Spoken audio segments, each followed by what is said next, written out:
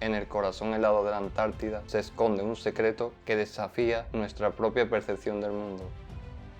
Durante millones de años, la Antártida ha sido un vasto y helado desierto de hielo y nieve, un lugar inhóspito donde la vida ha luchado por sobrevivir en condiciones extremas. Sin embargo, existe un fascinante capítulo de la historia de este continente que pocos conocen. En un pasado remoto, la Antártida fue un lugar verde y exuberante, muy diferente al paisaje congelado que conocemos hoy en día. Enormes bosques de hayas se distribuían por gran parte del continente y multitud de animales eran capaces de sobrevivir en un entorno mucho más próspero que el actual. En este vídeo abriremos una brecha en el tiempo para mostraros una etapa poco conocida de la Antártida, que os aseguro que no os dejará indiferente. Así que sin más, ¡vámonos que nos vamos!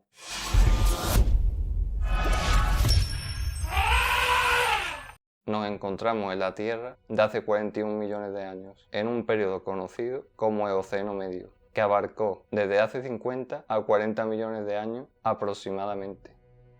Hace ya 25 millones de años que el meteorito acabó con los dinosaurios y los pequeños mamíferos que sobrevivieron a la catástrofe se han diversificado y ahora ocupan la mayoría de nichos ecológicos vacantes. En cuanto a la posición de los continentes, podemos decir que era muy parecida a la actual. América del Norte y Groenlandia continúan separándose de Eurasia y el joven océano Atlántico sigue creciendo y ensanchándose. Por otra parte, el antiguo océano Tetis continúa cerrándose debido a la aproximación del continente africano y el euroasiático. El mar Mediterráneo aún no se ha formado, ya que la parte este todavía no se ha cerrado. El subcontinente indio ya ha chocado con Asia y la cadena montañosa del Himalaya no tiene todavía gran altitud. La Antártida se encuentra en la misma disposición en la que la encontramos actualmente y está formada por el continente y un conjunto de archipiélagos que forman como una especie de puente entre América del Sur y la Antártida. La Antártida y Australia hace millones de años que se han separado y este último sigue su camino hacia el norte.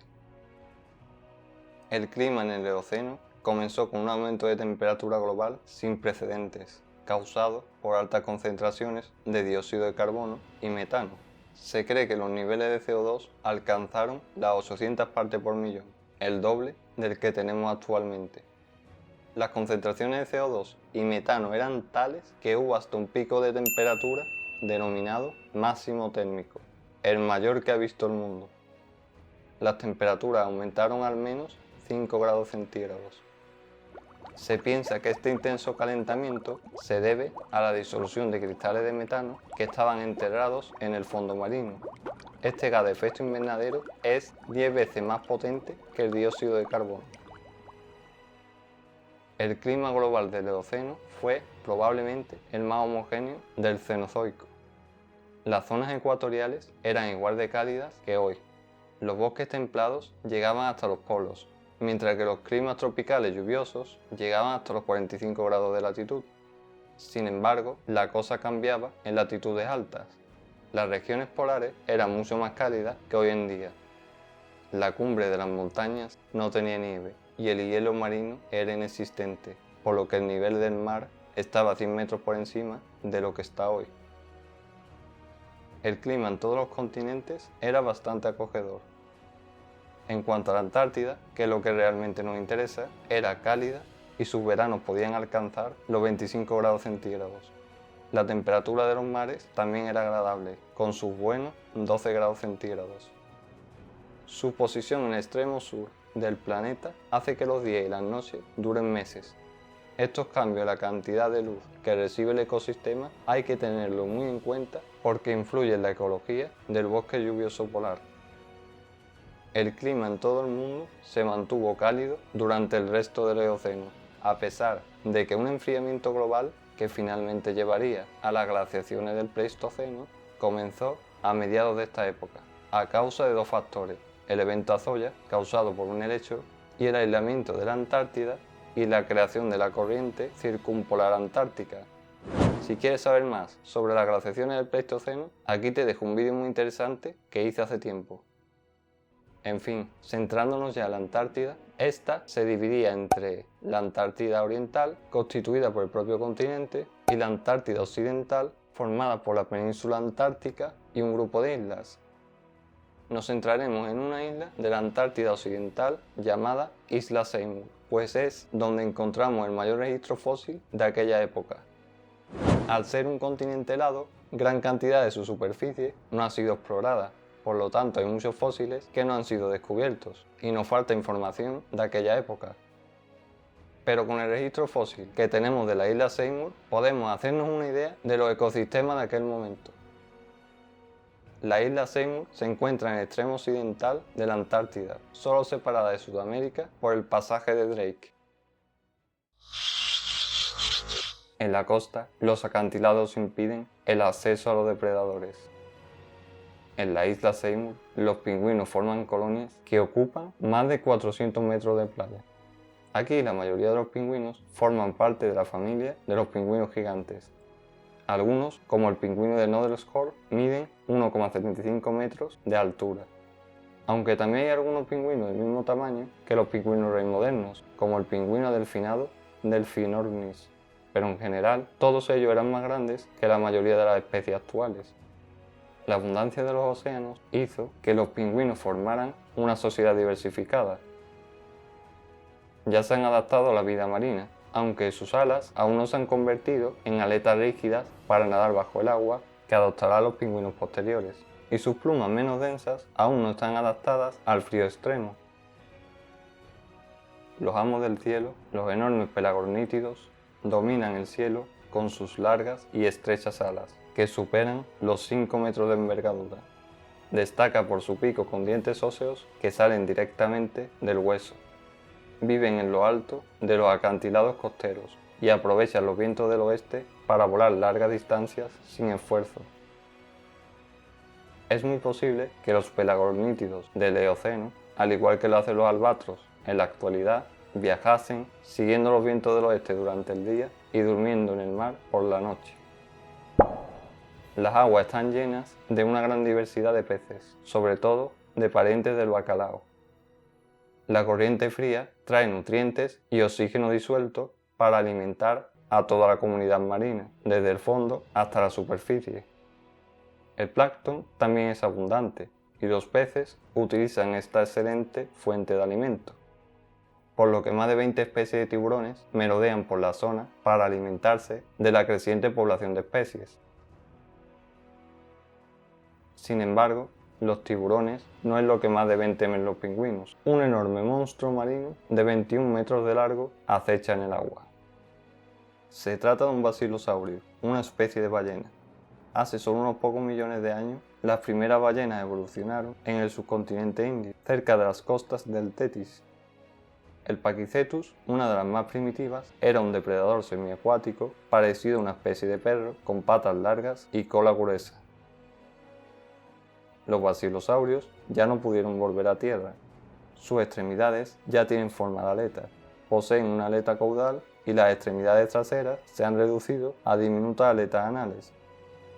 Los orificios nasales se encuentran en la parte superior de la cabeza, pero en el cráneo todavía no existe la estructura grasa del melón, que delfines y odontocetos utilizan para la ecolocalización. Volviendo a tierra, encontramos un bosque tropical templado constituido por hayas del sur Nothofagus. Entre ellas hay intercaladas coníferas muy juntas entre sí, araucarias, cipreses y podocarpáceas, enredaderas y lianas, helechos y musgos se complementan para formar una difuminada paleta de verdes. En un valle cercano aparece una extraña criatura mordisqueando unas hierbas. Se trata del Astrapoterio antarctodon, un animal con una pequeña trompa como la de un tapir, de labios de caballo con 2 dientes superiores que sobresalen y un cuerpo con forma de barril pero con patas delgadas terminadas en 5 dedos. Subiendo un poco más arriba encontramos un sendero sin árboles abierto por un Listoterno notilophos, un ungulado del tamaño de un pequeño dromedario que se alimenta de las hojas bajas de las hayas del sur. Encaramado a la rama de un Nothofagus se encuentra un monito del monte. Este monito es en realidad una zarigüeya nocturna, un tipo de marsupial arborícola que vive como los lirones, durmiendo durante el día e invernando en los meses fríos. Parece como un ratoncillo peludo con ojos grandes. Además, posee manos prensiles y una gruesa cola enroscada, sin pelos en la parte inferior. En la actualidad, solo se encuentra en los bosques templados lluviosos a gran altitud en Chile y el oeste de Argentina, ya que dependen de una planta concreta para sobrevivir, el quintral, un tipo de muérdago que produce unas bayas de las que se alimentan los monitos del monte, y estos a cambio esparcen sus semillas por todo el bosque de Nothofagus. Estos pequeños juegan una parte clave de este ecosistema. En la isla Seymour habitan dos especies primitivas. Una de ellas pesa alrededor de 1 kilo, más de 20 veces el tamaño de la especie actual. En otro lugar del bosque merodean algunas aves huidizas, los ratites, parientes de los avestruces, los casuarios, los emus y los kiwis. No tenemos ninguna evidencia concreta de los ratites de la isla Seymour, salvo un único hueso del tobillo. Junto con los ratites, un grupo de aves gigantes y no voladoras vive en los bosques de ribera, los fororrácidos, conocidos comúnmente como aves del terror, de patas largas, alas atrofiadas y un pico en forma de gancho. Los de la isla Seymour se conocen como brontornitinos, pájaros del trueno, y es probable que se los encontrase rebuscando o al acecho y listos para emboscar a lo largo de los senderos creados por los listoternos. Estos pájaros del trueno son el último adiós de los grandes depredadores terrestres con aspecto de dinosaurio. Los fororrácidos tienen una vista excelente, por lo que, mientras la Tierra prosiga su camino alrededor del Sol y las estaciones se sucedan, la oscuridad no será un impedimento. Las hayas del sur proporcionan un gran alimento para muchas especies. En un año de hayucos, cada ejemplar deja caer todos sus frutos a la vez y en gran número, por lo que el número de hayucos caídos es muy superior al que se puede consumir, lo que garantiza que algunos sobrevivan para convertirse en rebrotes. Las zarigüeyas, junto con los monitos y los pájaros, van en busca de los hayucos del Nothofagus. Cada fruto contiene 7 u 8 semillas y al permanecer en el suelo son fáciles de localizar.